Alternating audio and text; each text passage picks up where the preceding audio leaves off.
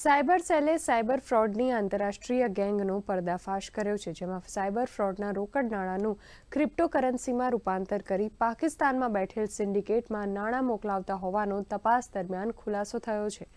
10 કરોડની ઠગાઈ મામલે cyber cell દ્વારા સુરતથી એક આરોપીની ધરપકડ કરવામાં આવી છે।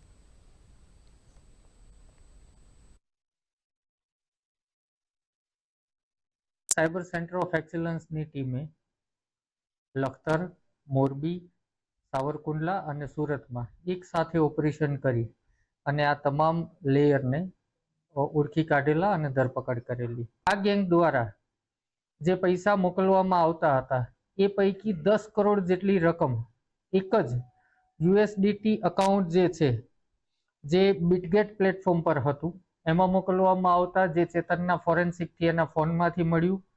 આ અકાઉન્ટ વિશે ફરીથી અલગ અલગ ટેકનોલોજી દ્વારા એનાલિસિસ કરતા માલુમ પડેલ કે આ અકાઉન્ટ પાકિસ્તાનનું છે, પાકિસ્તાનથી ઓપરેટ થાય છે, જે અમને ક્રિપ્ટો વોલેટ પ્રોવાઈડરે માહિતી પ્રાપ્ત આપી। અને એ જ અકાઉન્ટનું છેલ્લા 2 વર્ષનું તમામ ટ્રાન્ઝેક્શન અહીંથી એનાલિસિસ કરવામાં આવેલું, જેમાં કુલ 29 કરોડ જેવી માતબર રકમ ગયેલ છે। અને આ જે ગેંગ પકડાઈ શિવમ ટ્રેડિંગ વાળી, આ ગેંગ દ્વારા 10 કરોડથી વધારે રકમ પાકિસ્તાનના જે યુએસડીટી વોલેટ છે એમાં મોકલવામાં આવ્યા હતા, જે અનુસંધાને ચેતન ગાંગાણીની ધરપકડ કરવામાં આવી છે।